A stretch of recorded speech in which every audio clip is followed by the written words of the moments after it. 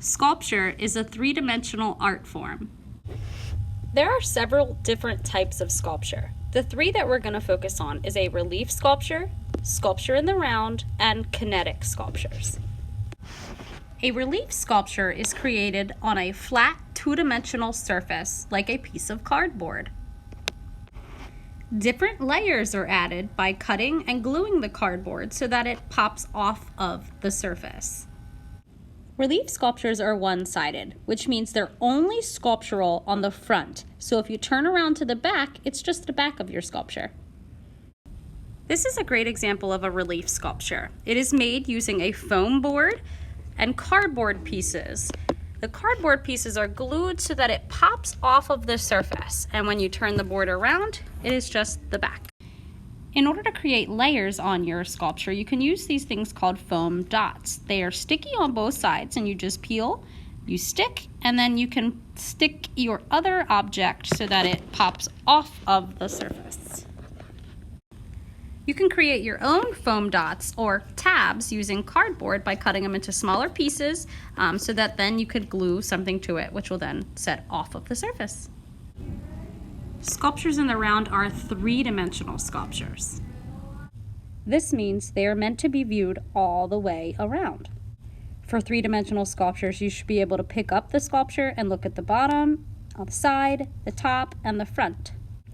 Some sculptures are functional, which means they can hold or contain objects. Some can be wearable. The last type of sculpture that we're going to talk about is a kinetic or mobile sculpture. This type of sculpture hangs from the ceiling or has a movable part. You might recognize a mobile sculpture as something you'd see hanging above a baby's crib. A mobile sculpture, however, does not necessarily have to hang. It just needs to have movable parts. Sculpture is a large medium, which means there are a lot of different materials that are involved in the process. If you come over to the Sculpture Center, you will find the right-hand side of the bookshelf as a good resource for different materials for you to grab.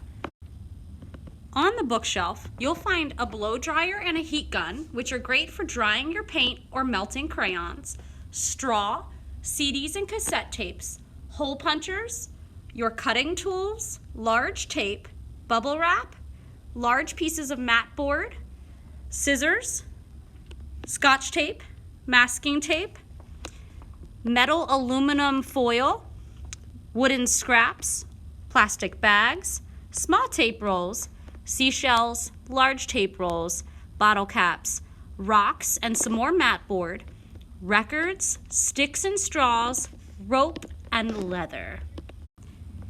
In the cabinets above the Sculpture Center, you're going to find the hot glue gun supplies. Make sure to wear hot glue gloves every time that you use the hot glue guns.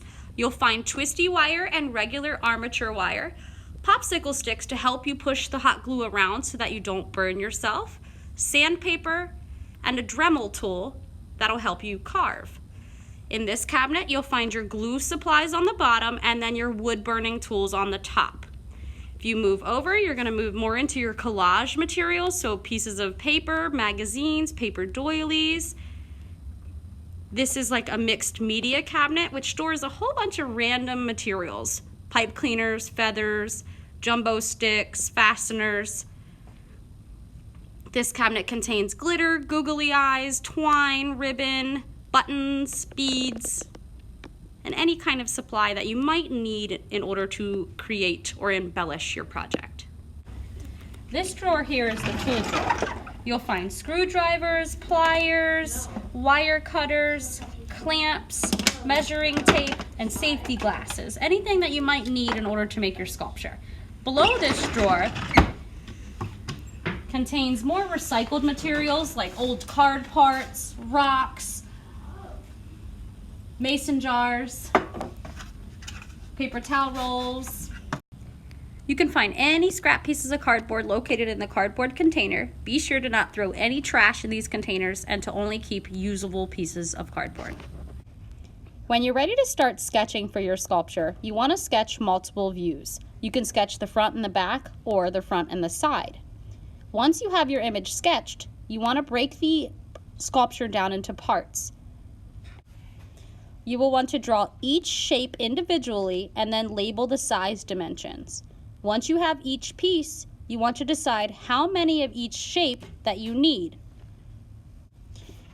When you are ready to begin building your sculpture, you want to draw directly on the cardboard first and then make your cuts. Whenever you use the hot glue gun, you want to make sure to wear the hot glue gloves. These will protect you from burning your fingers. But do not squirt hot glue directly on the glove. It will burn right through it. When using the hot glue guns, you want to be sure never to touch the tip of the gun or the glue when it is wet. You're going to notice these really long hot glue sticks. Be sure to never pull these sticks out of the gun once you've already started gluing. If your glue gun does not have a stick, you need to add one in there to make sure that the glue is pushing the other glue out of the tip. At the bottom of the gun, you'll notice a high-low switch. This makes the glue come out quicker or slower. This is how you should wrap your hot glue guns. You want to make sure to wrap the wire around the handle of the gun and not the hot part of the gun. If you wrap it around the hot part of the gun, you could be melting the wire to the glue. What to do?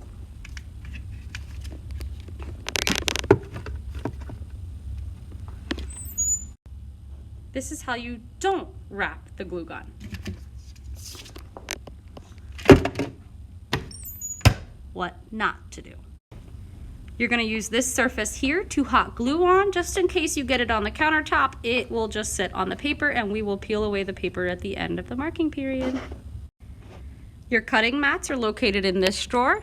This is what you want to use anytime that you're using an X-Acto blade or utility knife to cut on the table.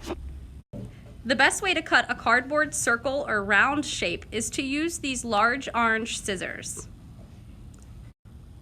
You should only use an X-Acto blade for small, detailed cuts. You can use an X-Acto blade on paper or really thin cardboard. In order to use an X-Acto blade, you want to make sure that you never cut towards yourself. You're going to turn the paper so that you cut away from yourself. And you always want to ensure that your fingers aren't close to the tool. If your X-Acto blade ever falls out, if you turn this to the left, you'll see that it'll open up the teeth. You can insert it and then tighten it by turning it to the right.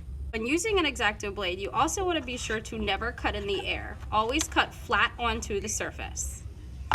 This tool is called a cardboard cutter. It's very similar to pumpkin carvers, and you have to use them like this.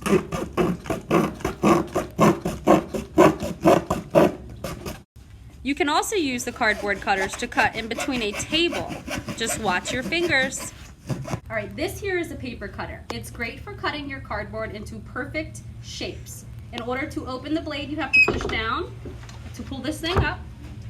And then if you look closely at the paper cutter, you're going to see this grid. You want to use this grid to keep your lines straight.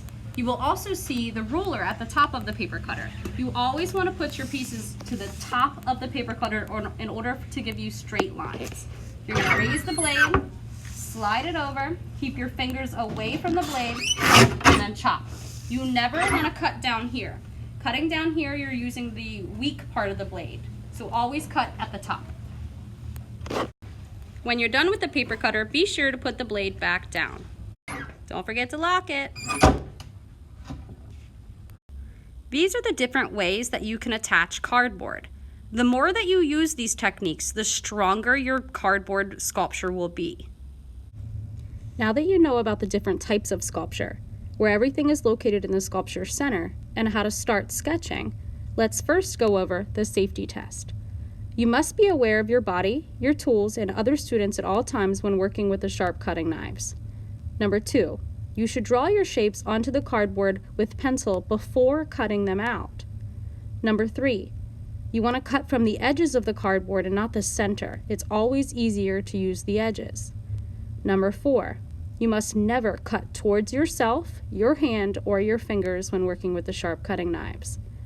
Number 5, when using an X-Acto blade, utility knife, you must always cut on a flat surface. You never want to cut in the air. The only time that you can cut in the air is when you're using the cardboard cutters.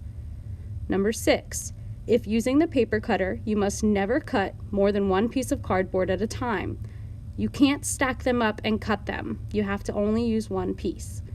Number 7, When in doubt, it is safer to always use scissors. The large orange scissors are the sharpest scissors in the room. Number 8, always wear hot glue gloves when using the hot glue guns. It's also safe to wear these gloves when you're using the cutting tools. You also want to use a popsicle stick to help you spread out the glue. You'll find them located next to the hot glue guns. Number 9, do not leave the blade in the air when you are finished with using the paper cutter. You want to close the blade and lock it so it's safe for the next person.